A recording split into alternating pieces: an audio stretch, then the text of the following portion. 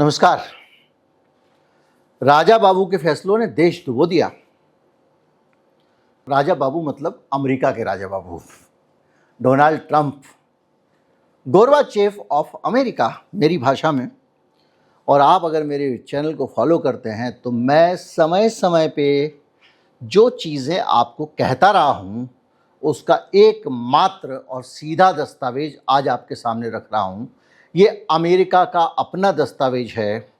Iran के साथ युद्ध से लेकर टैरिफ तक सब कुछ अब खिलकर सामने आ गया। और सबसे बड़ी बात, ईरान ने अमेरिका को हिला के रख दिया है। बगैर एक भी मिसाइल अमेरिका की धरती के ऊपर मारे, सिर्फ उसके सहयोगियों पे हमला करके अपनी रणनीति से ईरान ने अमेरिका की पूरी अर्थव्यवस्था को हिला दिया है। जो ताज़ा आंकड़े आए हैं अर्थव्यवस्था के, वो आंखें खोलने वाले हैं और दुनिया की नज़र में ईरान को कहाँ ले जाके रखने वाले हैं इसकी आप कल्पना भी नहीं कर सकते हैं। आज मैं आपको बताऊंगा कि ईरान कैसे खेल रहा है। एक घटना बता देता हूं। ईरान ने आज एक नई जगह पे हमला किया, इजिप्ट के पोर्ट पे। इजिप्ट मतलब मिस्र, मिस्र मतलब वो देश जिसके अंडर में सुएज़ नहर आती है। सुएज़ नहर मतलब वो जगह जब अगर बावल बंदे बंद हो गया, हूती ने कह दिया लाल सागर नहीं आना है, तो सऊदी अरब जब घूम के उधर जा रहा है उल्टा, तो जहाँ पर लाल सागर ख़त्म होने के बाद वो आगे जब बढ़ती है तो सुएज़ नहर से ही निकलेंगे जहाज। उस सुएज़ नहर पे अमेरिका ने और ईरान ने ताकत दिखा दी है कि हम यहाँ पर भी हिट कर सकते हैं। और अमेरिका के कई सारे व्यावसायिक टैंकर और गैस के टैंकरों को हिट कर दिया है। नतीजा ये हुआ है कि इजिप्ट में सनसनी फैल गई है और एक नई जगह पे हमला करके ईरान ने बताया हमारी धौस भाई साहब यहाँ पे भी चलती है। और इजिप्ट के डिस्टर्ब होने का मतलब ये है, उस पोर्ट के डिस्टर्ब होने का मतलब ये है कि इस पूरे इलाके से जो भी ट्रांसपोर्टेशन होने वाला है, अभी स्ट्रेट ऑफ हार्मुज था, बाबल मंदेब था, अब उसके दूसरा हिस्सा जो है ऊपर वाला, वहाँ पर भी ईरान, मतलब सीधी सी बात यह है कि अमेरिका अब एनर्जी तो भूल जाए। एनर्जी के दाम में जो बड़ी तेज़ी हो रही है वो अमेरिका को डुबा देगी। मैं आज इस पे बात करूंगा। इसके अलावा बहुत सारी चीज़ें हैं और अर्थव्यवस्था के आंकड़े हैं, अमेरिका की दुर्गति है और वहाँ के लोगों की परेशानी है एक राजा बाबू के कारण, उस पर बात करेंगे। मैं हूं गिरिजेश वशिष्ठ, आप देख रहे हैं नॉकिंग न्यूज़ का यूट्यूब चैनल।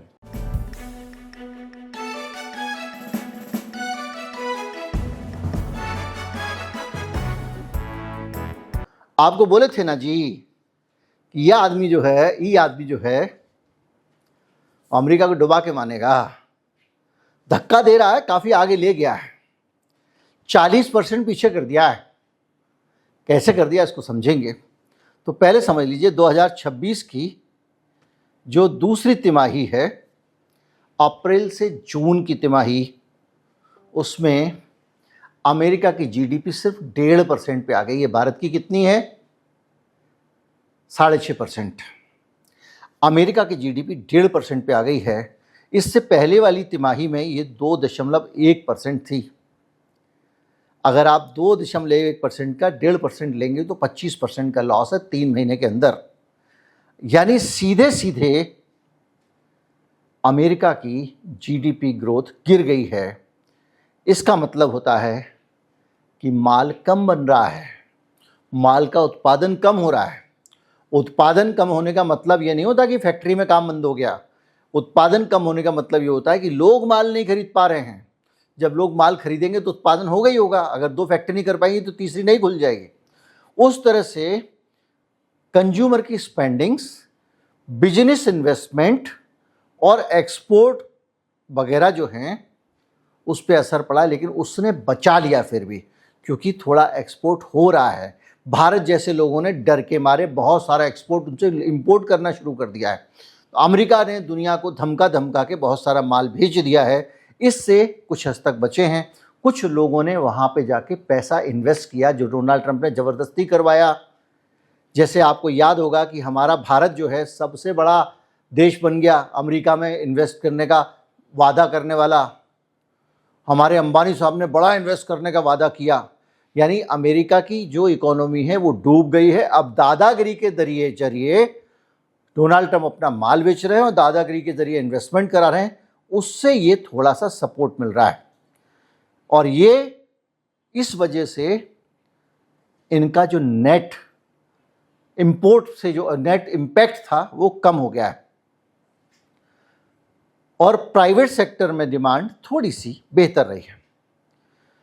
वहां पर महंगाई का भी हाल बुरा है। महंगाई की दर जान लीजिए, जून में 3.7% थी पिछले साल के मुकाबले, यानी फेड का जो 2% का टारगेट है उससे ऊपर थी, लेकिन जो एनर्जी के प्राइस थे उसने पूरा का पूरा महंगाई को हिलाकर रख दिया है। मैं नहीं कह रहा हूं ये x.com पे बाकायदा वहां के जो आंकड़े वो आ रहे हैं अमेरिका के, और इस हिसाब से अगर देखा जाए तो एनर्जी जो है वो एक बड़ा फैक्टर बन रही है अमेरिका की अर्थव्यवस्था को हिलाने वाली। और जो अर्थव्यवस्था को हिलाने वाली एनर्जी फैक्टर बड़ा क्यों बन रही है? क्योंकि ईरान से आपने पंगा लिया। ईरान ने दुनिया की 20% एनर्जी की सप्लाई रोक दी। जो थोड़ी बहुत सऊदी अरब लाल सागर से कर रहा था वो भी रोक दी, और जो मैंने शुरू में घटना बताई है उसने सऊदी अरब को दोनों तरफ से घेर दिया है। ऐसे समझिए ये आपका स्ट्रेट ऑफ हार्मुज है और ये बीच वाला पेनिनजुला है जो पूरा का पूरा जिस पे सारे अरब देश हैं। इसके इस तरफ लाल सागर है, समुंदर के नीचे वाले हिस्से पे हॉर्न ऑफ अमेरिका है। अब अमेरिका के हॉर्न के बाद में बावल बंदे पे जरा सी जगह निकलने वाली है, यानी इस तरफ से जो रास्ता है पानी वाला उसका जो पहला किनारा है वहाँ पर भी एक स्ट्रेट है। अब ऊपर जाओ आप, अब इसको बंद कर दिया हूती ने, तो सऊदी अरब क्या कर रहा है कि यहाँ पे जो गैस पाइपलाइन से समुंदर में आ रहा था, हार्मुज से तो भेज नहीं सकते, उसको फिर वापस भेजना पड़ रहा है उसको। मैंने बताया था वापस भेजने में उसको 11,000 किलोमीटर का चक्कर लगा के आना पड़ेगा। वो भी 11,000 किलोमीटर का चक्कर लगाने के लिए जब उस समुंदर से ऊपर जा रहा है तो जहाँ स्वेज नहर से निकलता है वहाँ आज फिर इसने मार दिया, यानी बेटा आप दोनों तरफ से फंस गए। और लॉजिक ये है कि अमेरिका की जहाँ जहाँ संपत्ति होगी वहाँ तो हम मारेंगे। तो इजिप्ट की धरती पे हमला ज़रूर किया है, लेकिन अमेरिका के संसाधनों पे किया है, अमेरिका के बेस पे किया, और वहाँ अमेरिका का कमर्शियल बेस था। क्यों किया इस पे हम आएंगे। आज किस तरह से एक दोनों के बीच में हुआ है इस पे भी आएंगे। अब हालत में देखिए कि जो अमेरिका में नौकरियों का सवाल है वो 4.2% रही है, यानी जॉब की जो रफ्तार है वो धीमी रही है, और कुल 7 लाख नौकरियां वहाँ बन पाई हैं। 2026 के पूरे साल का अगर आप आउटलुक लेंगे तो जीडीपी की 2% की उम्मीद वो लेके चल रहे हैं, लेकिन अब भयंकर रिस्क है। जो एक्सपर्ट लोग एनालिसिस कर रहे हैं, BEA.gov भी कह रहा है, CBO.gov भी कह रहा है, उसके बेसिस पे बता रहा हूँ जो कारण है। सरकार के पास पैसे नहीं है। Q2 में गवर्नमेंट की स्पेंडिंग, अमेरिका की गवर्नमेंट की स्पेंडिंग कम हुई है। अमेरिका पैसे कहाँ से लाती है? बॉन्ड से पैसे लेती है, यानी कर्ज लेती है। इसके अलावा दुनिया भर में ये टैक्स लगा वो टैरिफ लगा के पैसे सरकार इकट्ठे करती है। उसके बावजूद युद्ध में इतना खर्चा हो गया है कि अमेरिका की सरकार ठन गोपाल है, और उसके कारण उसका एक गवर्नमेंट स्पेंडिंग्स में एक बड़ा ड्रैग रहा है, यानी एक उसकी गति धीमी हुई है। अमेरिका के इंपोर्ट्स बढ़ गए हैं। अब जीडीपी कैलकुलेशन में ये इंपोर्ट घटाने पड़ते हैं, यानी आप कुछ भी करोगे, उत्पादन करोगे तो इंपोर्ट को उसमें सब्ट्रैक्ट करना पड़ेगा, इकोनॉमी का कायदा है। अब इंपोर्ट क्यों बढ़े? इंपोर्ट इसलिए नहीं बढ़े कि आप इसने तो इंपोर्ट कम करने के लिए टैरिफ लगाए थे।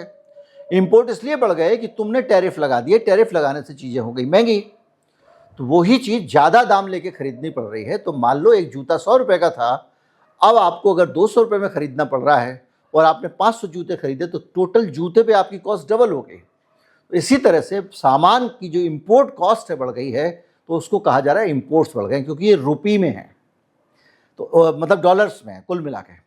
और अमेरिका की एक और फैक्टर इंपोर्ट बढ़ने के कारण है, ये भी डोनाल्ड ट्रंप की कौन सी पॉलिसी, गोरबाचेव वाली पॉलिसी, टैरिफ लगाने वाली। जब टैरिफ लगाया था तभी मैंने आपको अच्छे से समझाया था। उस पॉलिसी के कारण काफ़ी कॉस्ट चीज़ों की बढ़ गई, उससे महंगाई पर असर पड़ा और ट्रेड का जो फ्लो था उस पर बुरा असर पड़ा। मिडिल ईस्ट कन्फ्लिक्ट इसमें बहुत बड़ा कारण है। $4 पर गैलन तक इन्फ्लेशन बढ़ा है वहाँ पर तेल और गैस में। इसके साथ साथ लेबर फोर्स भी महंगी हो गई है और उसकी ग्रोथ धीमी हो गई है और उसके कारण जो वहाँ की फैक्ट्रियों के आउटपुट पे असर पड़ा है। कैसे? ओ भाई, तू घुसना नहीं दे रहा देश में। वहाँ हिंदुस्तान जो लोग थे अमेरिका के, उनको उठा उठा के बाहर भेज दिया। देश के अंदर मैन पावर की कमी कर दी, हम तो अपने ही लोगों को नौकरी देंगे। अब अपने लोग काम करना जानते होंगे तब ना। तो हुआ ये है कि बहुत सारे लोगों को घुसना बंद कर दिया, बहुत सारे लोगों को उठा के बाहर फेंक दिया। उसके कारण वहाँ पे क्या हो गया, इमिग्रेशन पॉलिसी के कारण जो लेबर ग्रोथ है वो धीमी हो गई। अभी आएंगे ईरान ने किस तरह से मारा, आज वाली खबर दिखाएंगे, और पोटेंशियल आउटपुट पर भी उसका जाहिर बात है असर पड़ेगा, ऐसा अनुमान है, तो वो कम हो गया। और इसके साथ साथ ज़्यादा energy price, labour market slow down, लोगों के स्पेंडिंग्स पर असर डाल रहे हैं और इस वजह से हालत ख़राब है। लेकिन थोड़ा सा फ़ायदा हो गया। कैसे? ये जो एआई के शेयर आसमान में गए थे उससे पैसा आ गया, तो गोरबाचेव अपने देश को ज़्यादा नुकसान नहीं पहुंचाया है।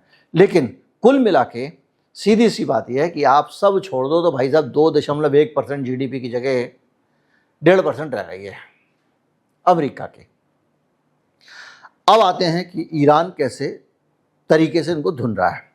मैंने आपको शुरुआत में बता दिया किस्सा क्या था, इजिप्ट वाला। अब आप दूसरे किस्सों को समझिए। अमेरिका के सेंट्रल कमांड का पहले दावा सुन लीजिए। उनका कहना है कि हमने हैवी वेव अटैक किया है ईरान के ऊपर, स्ट्राइक कर लिए पूरी। क्यों किया है? क्योंकि कल ईरान ने अपनी तरफ से मारा था, तो अमेरिका के पास अब कोई रास्ता नहीं था कि वो भी कुछ करें, तो उनकी तरफ से ये जवाबी हमला आया। अब उल्टा होने लग गया। और सेंटकॉम के मुताबिक जो वहाँ का कमांड सेंटर था सेना का ईरान की, मिसाइल और ड्रोन की फैसिलिटी और तटीय निगरानी फैसिलिटी, रक्षा ठिकाने और समुद्री सैनिक क्षमता, यानी सीधी सी बात यह है स्ट्रेट ऑफ हार्मुज पे पकड़ को कम करने की लगातार अमेरिका कोशिश कर रहा है। और उनका कहना है कि अमेरिकी सैनिकों, व्यापारिक जहाज़ों और खाड़ी देश के खिलाफ खतरों को कम करने के लिए ऐसा किया है। पर मैं पहले से बता चुका हूं कि वहां पर ही क्यों हो रहा है। खैर, IRGC का कहना है कई इलाकों पे हमले हुए, उसमें केशम द्वीप है, बुशेहर है, फार्स और खुजेस्तान है। लेकिन उसने बंकर बस्टर बम भी गिराए हैं, ये भी IRGC कह रहा है अमेरिका ने। लेकिन इन हमलों से ईरान को ज़्यादा नुकसान नहीं हुआ है और उसके हिसाब से जो वहाँ के सरकारी मीडिया का, ईरान का की पक्ष है, वो कह रहा है कि चैक तांगू इलाके में अमेरिका वालों ने रिहायशी मकान पे घर गिरा दिया, जिसमें हस्बैंड वाइफ, उनकी एक बच्ची की मौत हो गई, 2 बच्चे घायल हो गए। और ईरान का दावा है कि स्पोर्ट्स हॉल को नुकसान पहुंचाया है। चोगादक, काजेरून, फारशबंद और एक स्पोर्ट्स हॉल को भी निशाना बनाया है। इसकी तस्वीरें भी उन्होंने जारी की हैं और अमेरिका कह रहा है कि पता नहीं। देखिए, अभी ये जो कुल मिला के जो कल का जो घटनाक्रम था ईरान पे हमले वाला। अब आते हैं ईरान ने कहाँ हमला किया। ईरान ने केशम के जवाब में जॉर्डन के ऊपर के अंदर अमेरिका का जो बेस है उस पर फिर हमला किया है, अल अजराक एयरबेस पर, और बैलिस्टिक मिसाइल मारी है। देखिए, मैं आपको कई बार बता चुका हूँ बैलिस्टिक मिसाइल, लेकिन बैलिस्टिक मिसाइल बड़ा धमाका होता है, उसका बड़ा इम्पैक्ट पैदा कर सकती है, बावजूद इसके कि आपकी जो दूसरी वाली होती है, जो क्रूज़ मिसाइल होती है, उसके मुकाबले। क्योंकि क्रूज़ मिसाइल जो होती है वो ज़मीन से लग के चलती है, रास्ता बदलती है, वो उतनी तेज़ नहीं होती है। बैलिस्टिक मिसाइल ज़्यादा भार ले जा सकती है, तो ये बड़े इम्पैक्ट वाला धमाका उन्होंने उसके ऊपर किया है। और अगर आप इसको देखें तो ये अपने आप में एक बड़ी कहानी है जो साफ पता चल रही है। और जब ये धमाका हुआ है तो जो बैलिस्टिक मिसाइल कई दागी हैं, उससे F-35 विमान का पार्किंग रैंप, मतलब जहाँ पर अंदर रखा जाता है F-35 विमान दुनिया का बहुत पावरफुल विमान है, कई बार मैं बता चुका हूँ, आप बोर हो जाएंगे। और उसका मेंटेनेंस हैंगर, इन दोनों को उड़ाया है। और जब ये दोनों उड़ाए गए हैं जेंडर में, अमेरिका के बेस पे, जॉर्डन में, तो 3 F-35 नष्ट हो गए पूरी तरह से, 3 खराब हो गए, मतलब बुरी तरह से क्षतिग्रस्त हुए हैं।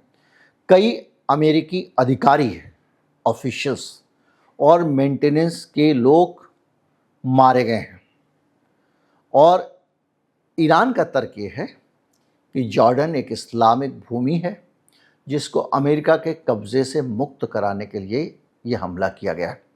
यानी तुमने जो केशमद्वीप वगैरह पे हमले किए उसके जवाब में उसने फिर से बताया कि वो तुमको कितना नुकसान पहुंचा सकता है। सेंटकॉम कह रहा है कि सारे के सारे इंटरसेप्ट कर लिए गए, लेकिन ईरान जब भी कोई बात कहता है सबूत के साथ कहता है। जॉर्डन का कहना है कि ईरान से दागी हुई सारी मिसाइल थी, 5 उनको गिरा लिया गया है, किसी प्रकार की जनहानि नहीं हुई है। अब ये बचकाना बयान लगता है। ईरान को हम लोग लंबे समय से देख रहे हैं और ईरान के अंदर एक कैपेसिटी है कि किसी भी इंटरसेप्शन के बगैर वो अपने अचूक निशाने से जहाँ मारना वो मार सकता है। बहरहाल IRGC ने कह दिया है कि बकवास बात है और जो हमने हमले किए थे वो पता चल गया। इस बीच में दमिश्क वाला मैंने बता दिया और उसमें 2 जहाज़ जो प्रभावित हुए थे।